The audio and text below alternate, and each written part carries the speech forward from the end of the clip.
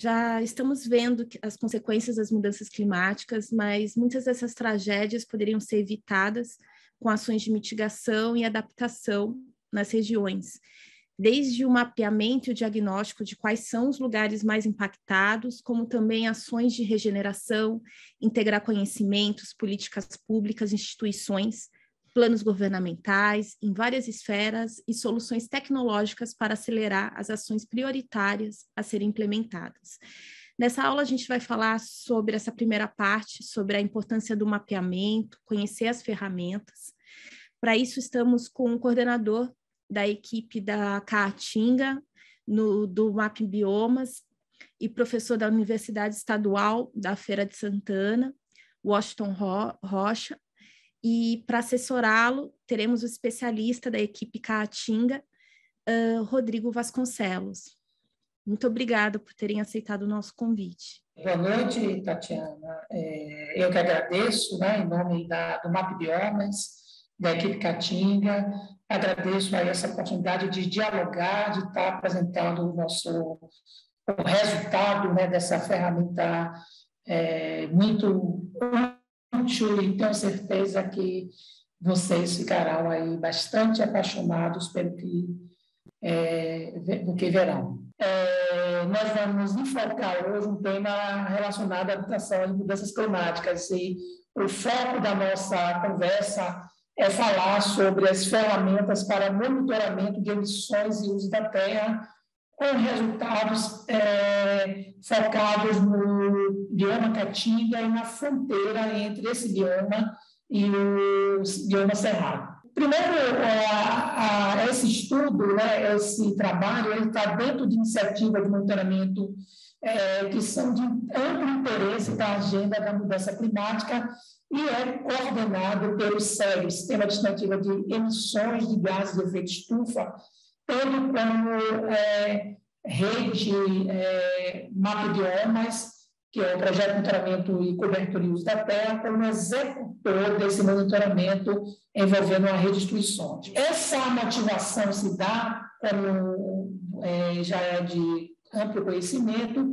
o Brasil é o quinto maior emissor de gases de efeito estufa próximo e os registros, né, que se tem, pode passar, o registro que se tem de emissões per capita no Brasil e no mundo mostram que a situação do Brasil ela é bastante delicada, né, com valores de emissão per capita em tonelada de CO2 por habitante por ano maior do que a média mundial, e como a gente vê nesse gráfico aí, a pontinha no final, a tendência de crescimento, né? Então, em 2019, esse valor alcançava 10,4 toneladas. Esse mapa também mostra os municípios, a distribuição das emissões do município, e a gente vê aí, cada bolinha dessa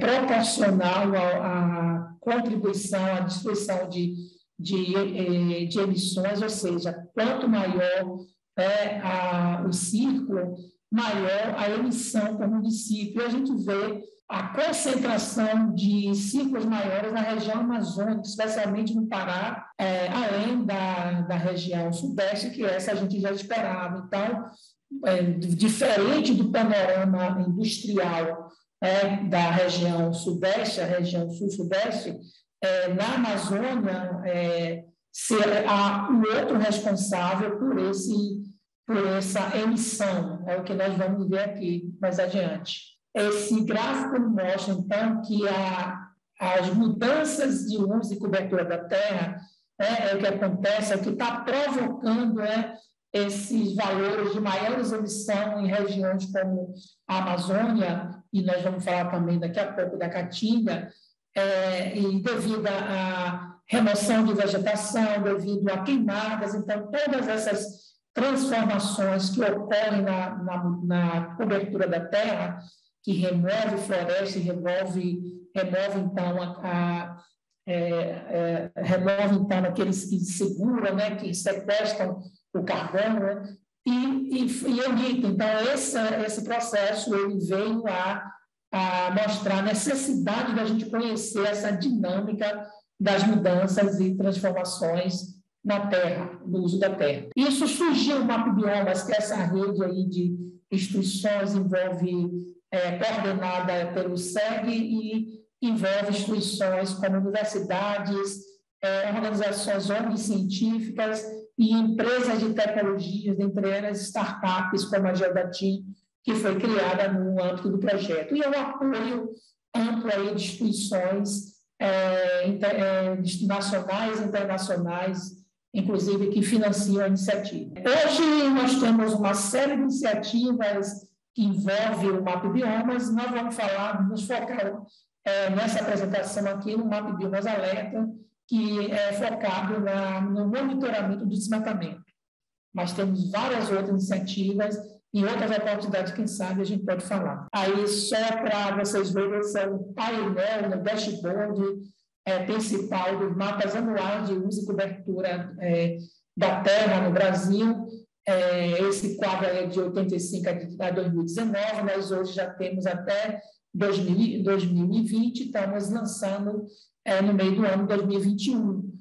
Basicamente, nós temos aí um mapa, né, com a legenda dos tipos, né, de uso e ocupação, cobertura e uso da terra, e nessa régua embaixo nós podemos selecionar um ano para ver, né, o que aconteceu, o que acontece naquele ano. Podemos extrair estatística, podemos fazer recortes territoriais, ou seja, nós podemos ter uma espécie, quase que um raio-x, né, das transformações, nós podemos escolher o intervalo. Aí, recortes territoriais, exemplos de recortes territoriais que nós podemos selecionar e ver transformações com estatística, estados, municípios, biomas, bacios hidrográficos, unidade de conservações, terras indígenas, então uma série de recortes que a gente pode ter essas transformações e essa estatística ao longo das 3 décadas que nós monitoramos por satélite. Um exemplo aí de uma dessas transformações aqui foi feita foi encontrado assim grandes eixos territoriais e foi feito ali um buffer de um zoneamento de 20 quilômetros, né, ao longo para a gente ver essas transformações ao longo de grandes vias. Vamos para o MapBiomas Alerta. Tá? O que é o MapBiomas Alerta? O MapBiomas Alerta surgiu em 2015 e em 2018 nós vimos a necessidade de monitorar quase em tempo real o que as frentes de desmatamento e emitir alertas. Isso foi feito no Brasil todo a partir de dados que já eram feitos por outras instituições, dentre elas o INPE. Mas no nosso bioma, nós tínhamos algumas questões que nos deixaram muito aflitos sobre a necessidade de apurar melhor o desmatamento no bioma. Dentre elas, os dados de uso e cobertura da terra mostraram um grande crescimento, né, da área de agricultura no país durante aí essas 3 décadas. O valor, apesar da área agrícola ser pequena, o crescimento foi grande, de 1.456%, e isso implicou em perda de 10% da cobertura remanescente de vegetação nativa nesse mesmo período. A área urbana, a infraestrutura urbana também cresceu em cidades, principalmente cidades médias e algumas metrópoles, e também um crescimento aí de área de pastagem no bioma de cerca de 48%. O MapBiomas Alerta, que nós nos integramos, ele tem o objetivo de oferecer, então, essa informação, uma informação qualificada, ágil, atualizada, para facilitar o trabalho de controle de desmatamento em todos os biomas. Né? E o que o MapBiomas Alerta, na realidade, fez? Ele pega os dados, o que é que ele faz? Ele pega os dados que são produzidos pelos provedores de alerta, então está aí o INPE, a Amazon, CLARDs nacionais e internacionais, e refina esses alertas utilizando imagens de maior resolução, de forma que o grupo de usuários tradicionais, aí exemplo de alguns, IBAMA, ICMBio, Ministério Público, e vocês também, profissional de imprensa, podem ter acesso a esses dados e executar o controle de desmatamento. Alguns fazem isso por uma missão institucional e outros por uma pressão da sociedade, né? Uma movimentação da sociedade acompanhando todo esse processo. Esses alertas cobrem todos os biomas brasileiros, eles são validados com imagens de altíssima resolução e são publicados em plataforma única, integrada, aberta e customizável de acordo com protocolos que são criados, né? Mas no bioma Caatinga, nós temos grande dificuldade em mapear o desmatamento desse bioma, porque, como vocês vão ver nas próximas imagens, no período chuvoso, o bioma Caatinga mostra uma feição como essa, né? Somente entre os meses de janeiro e maio, é fácil nós verificarmos em imagens essas transformações das frentes de desmatamento. Mas isso geralmente só dura 3 meses, e o normal é que a gente veja o bioma Caatinga com essa feição, e essa feição é muito difícil de ser detectada em imagem de satélite, precisa ter processamentos específicos para o bioma. Exatamente por conta disso, né, que aqui é uma tela do Mapa Biomas Alerta, mostrando, focando aí no desmatamento do bioma Caatinga, e em 2019 nós tínhamos apenas esse sistema que está aí do lado esquerdo, o sistema chamado GLED, gerando esses alertas.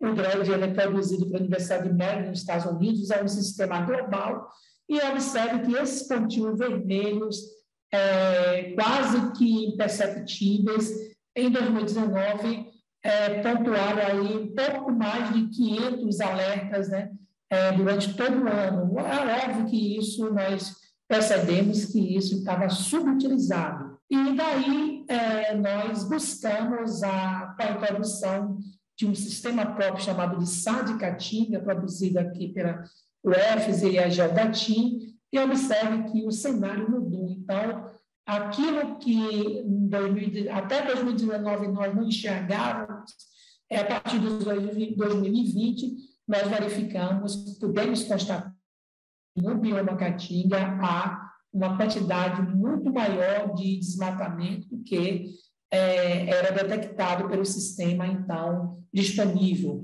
Aí nessa leitura, aí nesse recorte, nós detectamos mais de 15 mil alertas, inclusive com aumento de área. Esse sistema que chama-se de SAD Caatinga, né, ele é quase que um espião da mata seca, ou seja, ele faz esse trabalho de espionar, saber onde é que tem essa frente de desmatamento e informar através dos laudos que o Mapa Biomas Alerta disponibiliza. Ele foi inspirado no nosso homônimo, né, pioneiro, SAD Amazônia, que é produzido pelo Amazon, e que monitora junto com o INPE e outros a Amazônia, mas nós criamos algoritmos específicos para mapear o tipo de desmatamento que ocorre em biomas seco e com um tipo de vegetação diferente da vegetação florestal da Amazônia. Para isso, nós tivemos que utilizar a imagem de satélite mais refinada, e nós buscamos, então, o sistema europeu, o Sentinel-2. Aí nós temos esses quadrados, eles mostram as 193 cenas que são monitoradas por esse satélite Sentinel-2 e que nós detectamos a imagem. A cada mês são cerca de 4 imagens por cada quadradinho desse que nós utilizamos para extrair esses dados, né? Então, isso nos dá uma capacidade de detecção mensal de novos alertas. Bom, o que o processo de Mapa Biomas Alerta faz, depois que nós disponibilizamos aqui os dados do SADIO ou outros sistemas disponíveis também, é utilizar imagens de maior detalhe, maior resolução, que são as imagens do sensor Planet, né, que alcança até 3 metros, né, de detalhe e possibilita o refinamento. Nós utilizamos aí algoritmos de machine learning, né, e fazemos também cruzamento com diversos recortes, né, institucionais, exatamente para saber a legalidade, saber se esses alertas estão invadindo áreas protegidas, terras indígenas, ou seja, para nós termos uma verdadeira informações que possam auxiliar tanto os órgãos, né, de fiscalização quanto a sociedade civil. E isso é publicado no nosso site através de um laudo, sendo que algumas instituições possuem um laudo público, né? Possuem um laudo personalizado para as suas instituições. Aqui é exemplo de arquivos do lado direito, arquivos que nós disponibilizamos e que podem ser usados por qualquer um, livre. Se vocês, já foi colocado aí no chat o link, se vocês verificarem lá, vocês vão ver, escolhe uma bolinha daquela, clique e vocês vão ver o laudo e vocês podem baixar nesses formatos. Bom, a gente após falar esse preâmbulo sobre o sistema, vamos mostrar alguns resultados do desmatamento de 2020, né? Primeiro, a questão que crescente é que na região Nordeste, né, o mapa mostra da quantidade, né, de alertas detectada em 2020, né, a quantidade grande de alertas detectadas em 2020, cerca de 74 mil, 10 mil foram na região Nordeste, mais de 10 mil na região Nordeste, e a área de 1.380.000 hectares, 350 mil hectares foi também na região Nordeste, certo? Sendo que uma parte dela é no bioma Caatinga e também aqui no bioma Cerrado, como a gente pode ver aí na nossa gravura. Bom, mais dados aí sobre desmatamento na Caatinga, né? E que nós também detectamos. Na verdade, o nosso sistema, o SAD Caatinga, ele permitiu que a gente conseguisse detectar 8 vezes mais alertas do que o GLAD detectava e 5 vezes mais áreas em relação ao que o GLAD detectava. E algumas informações, né? A participação aí do bioma Caatinga com esses dados, né? Cresceu e hoje nós temos o bioma Caatinga, ele é terceiro colocado em número de alertas no Brasil. Isso aí foi em 2020, né? Nós vamos divulgar em breve o novo relatório do desmatamento e a tendência aí é que a Caatinga se torne aí o segundo bioma em termos de desmatamento, mas ainda estamos consolidando os dados, é só uma informação aí prévia para vocês. Em termos de área desmatada, isso se repete, nós somos a terceira em termos de área desmatada, conforme o alerta tem detectado. Durante um ano, né, como é que se distribui isso? Em 2020, nós vimos que tem meses que tem pico de desmatamento. Embora o desmatamento ele já comece em fevereiro, final de fevereiro, março, são entre os meses, entre o segundo semestre, né, de junho até outubro, onde nós verificamos aí o pico de desmatamento aí no bioma, né, e exatamente o período que ele está mais seco. O que está sendo desmatado no bioma Caatinga? Principalmente formação savânica, né, ou que a gente chama de Caatinga arbórea arbustiva, que nós conhecemos aí no bioma, é o que está sendo predominantemente desmatado, ou foi em 2020, é o que nós estamos observando. Em menor, quase aí 80% esse tipo de savana. Em termos de proporção, né, de alertas, nós verificamos aí que o bioma Caatinga, 5,3% dos alertas consolidados, eles aparecem sobrepondo parcial ou total unidade de conservação. É o que mostra aí essa tabela, comparando aí com outros biomas. Ao tratar esses dados, nós tentamos identificar quais seriam as áreas mais críticas em relação ao desmatamento, né? Fizemos esse tratamento aí, o Rodrigo ele processou e obtivemos esse tratamento e verificamos aí que esses chamados hotspots, né, desmatamento no bioma Caatinga, 3 deles estão aqui na fronteira com o Cerrado, 2 aqui no oeste da Bahia, 2 aqui na região do Matopiba, e esse 3º aqui também no Matopiba, e ele vai até o Ceará. Os outros estão aqui vindo do Rio Grande do Norte e Paraíba, inclusive tem núcleo de identificação aqui nessas áreas, isso é um problema que pode ser causado pelo esse excesso de desmatamento. Aqui também no oeste de Pernambuco, em fronteira com Piauí, e cá embaixo, aqui no sudoeste da Bahia, junto à fronteira com Minas Gerais, também aqui um pequeno cluster de desmatamento, possivelmente relacionado aí com a exploração madeireira para siderurgias de Minas Gerais. Um trabalho que é feito pelo MapBiomas Alertas é detectar indícios de ilegalidade, né? E na Caatinga, nós verificamos aí que cerca de 55%, né, dos alertas detectados estão associados à área privada, né, com CA, CIGEF, terra titulado, tudo isso, e seguido aí por áreas de vazio fundiário, nesse azul mais escuro, que são áreas que não há detecção de proprietário. Então, isso é importante a gente saber. Outra questão voltada a indício de ilegalidade é que observamos que, em geral, mais de 99% dos alertas detectados, todos com indício de alerta, proporção muito grande no bioma.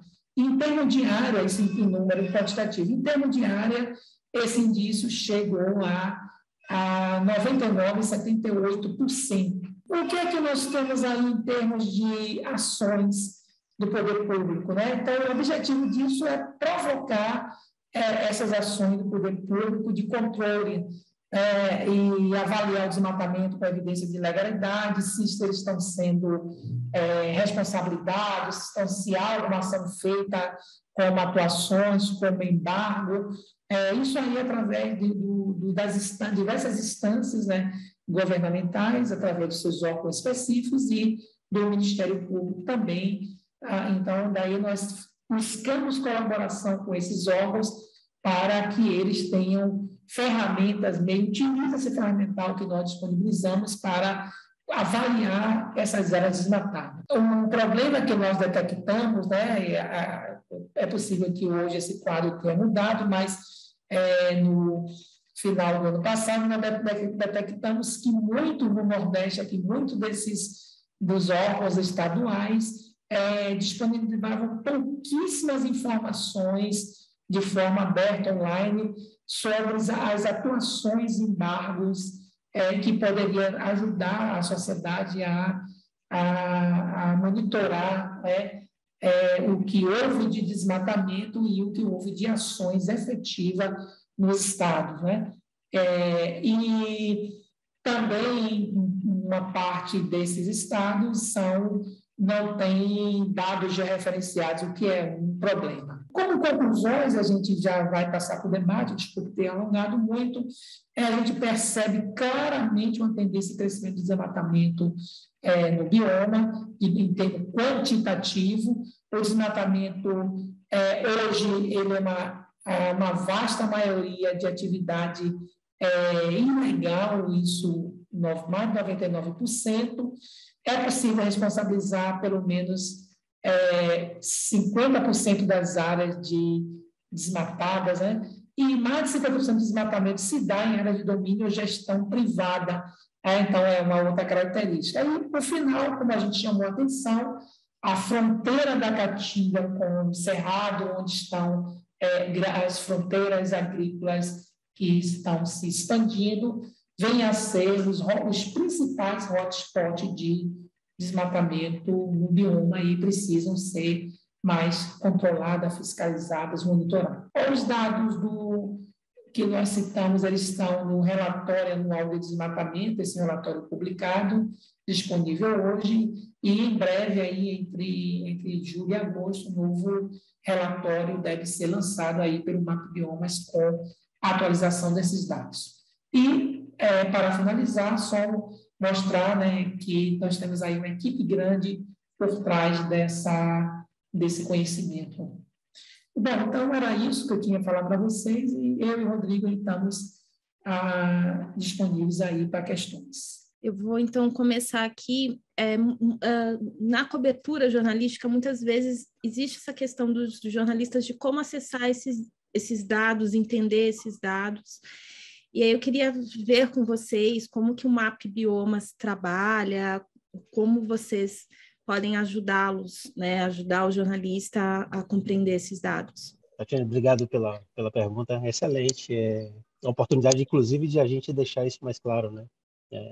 Para a comunidade que, de fato, comunica com o geral, né? Eu acho que isso é super importante, né? Ter essa ponte justamente de interlocução entre a geração do dado, que é a parte mais científica, mais técnica, e ter a outra ponta que consegue traduzir isso e fazer com que essa informação chegue do outro lado, seja lá para os tomadores de decisão, seja lá para o público geral. Então, isso é super, super pertinente. Tatiana, o que a gente tem feito nos últimos anos, a partir do lançamento vou falar agora especificamente agora só do MapBiomas Alertas, tá? Quem quiser saber alguma das outras iniciativas, eu posso falar também. Mas, anualmente, nós lançamos esse relatório anual dos dados referentes a toda a coleção de dados do ano anterior, sempre assim do ano anterior. Então, em 2022, vamos lançar todos os dados oficiais que a gente conseguiu, de fato, processar em 2021, né? Esse relatório consta todas as informações relacionadas a esses cruzamentos com as diferentes bases de dados, ou seja, já tem as tabelas formadas, já tem os valores calculados, ou seja, a informação ela está de forma muito mais simples e direta dentro desse relatório. Claro que existe a possibilidade também de intervenções diretas, caso seja necessário que a gente fale especificamente sobre uma região. Por exemplo, o Washington foi entrevistado algumas vezes ano passado, especificamente para poder tratar sobre a região Nordeste, né? Isso é feito em formato de seminários, e aí a gente tem uma apresentação geral que mostra a cara do Brasil como um todo, e depois a gente tem justamente os temáticos. Os temáticos eles são divididos regionalmente, e dentro dessa parte regionalmente a gente libera os dados para cada bioma dentro de cada região. Então, a melhor forma que a gente tentou organizar isso, de deixar o dado mais simples, mais rápido, mais objetivo, primeiro, deixar disponível os dados em formato de relatório para ser consumido por qualquer público, né? Ou seja, a gente tem lá escrito de forma muito direta, muito objetiva, nada tão técnico a ponto de dificultar um pouco a leitura. E, claro, os seminários, a sequência de seminários, né? Eu acho que essa é a principal ferramenta de difusão, né? A gente tem um canal próprio dentro do YouTube, que a gente justamente faz esses webinars e vai lançando isso paulatinamente, né? A mesma coisa acontece para os outros subprodutos do MapBiomas também, né? Para as outras iniciativas, seja lá o mapa de uso e cobertura da terra, que a gente faz isso anualmente, seja lá para os dados do MapBiomas Água ou para os dados do MapBiomas Fogo, né? Então, na verdade, todos esses produtos sequenciais do MapBiomas, eles seguem exatamente a mesma lógica de difusão em termos de conhecimento, né? Ou seja, é sempre liberado um relatório escrito, disponibilizado. Sequencialmente ocorre essa interação com o público, né? Esse lançamento da coleção oficialmente. Geralmente é dado isso para o Brasil todo, e depois a gente tem cada seminário temático para cada região, em que é abordado especificamente cada tema e cada região, né, do Brasil. No geral é isso, mas a gente sempre também está disponível, Tatiana, para poder fazer palestras, para poder conversar com o público que se interessa com essa parte. Então, a gente também tem essa parte de assessoria de comunicação também, que vem trabalhando de forma muito efetiva nos últimos anos, justamente para poder tornar esse dado mais público, mais direto, mais objetivo, mais claro possível, né? Existem também outros mecanismos que são as entrevistas, né? E aí todos os coordenadores geralmente têm entrevistas. A gente tem utilizado outros meios além das entrevistas, né? Que são justamente esses convites que a gente recebe, né? Para poder gerar conteúdo, seja lá para o telejornal XYZ. Então a gente sempre tem trabalhado dentro dessa perspectiva para poder difundir o conhecimento, tá? Eu acho que eu consegui responder de forma mais geral, sem ir muito para a parte técnica. Fazendo um recado aqui, o YouTube Map Biomas Brasil, dá para ter esse acesso. A Raíssa Ebrahim está perguntando qual é a data da publicação do novo relatório. Pronto, Tatiana, eu vou pedir para a Magali responder, ela está aí presente, ela pode falar com mais precisão, mas só vou complementar o que o Rodrigo tinha colocado aí, que a gente tem uma previsão também aí de a equipe de comunicação do MAP Biomas fazer uma capacitação voltada aos jornalistas, né? Aí, Magali, inclusive, aproveitando a fala dela, ela pode dar até mais detalhes. Boa noite, obrigada, professor Washington. Eu coordeno aqui a equipe de articulação institucional do MAP Biomas, então a gente está sempre acompanhando tanto os nossos especialistas quanto a nossa equipe de especialistas, né, nos temas de mapeamento, de alertas e uso e cobertura da terra, enfim, e também acompanhando aí a nossa equipe de comunicação. E sim, nós estamos entre o nosso grande próximo evento aí agora é o que o professor Washington e o professor Rodrigo disseram, né, sobre o lançamento do relatório anual, com os dados de 2021, que nossas equipes técnicas aí estão processando em paralelo, e que deve ser agora, né, professor Júlio, final de junho, início, né, julho, agosto, estamos aí para os lançamentos e alguns eventos que a gente faz em sequência com enfoque regional. Se vocês olharem lá no YouTube no canal do MAP Biomas, tem os eventos que falam desses dados de 2021, como o professor Washington e o professor Rodrigo mostraram aqui em alguns slides, sobre 2020, agora nós vamos fazer para 2021. Então, logo após esses eventos, nós temos a previsão de fazer a capacitação voltada para jornalistas. Nós estamos trabalhando exatamente nisso junto aos nossos coordenadores aqui internamente, e a previsão é que seja feito isso antes do lançamento da coleção 7, né, professores? A gente, então, tem esses grandes marcos agora, em sequência, né? O lançamento do relatório anual sobre o desmatamento com dados de 2021, depois, possivelmente, essa capacitação aí que nós estamos planejando, com foco nos jornalistas, e aí, em seguida, vem lá, para meados de agosto, o lançamento da coleção 7.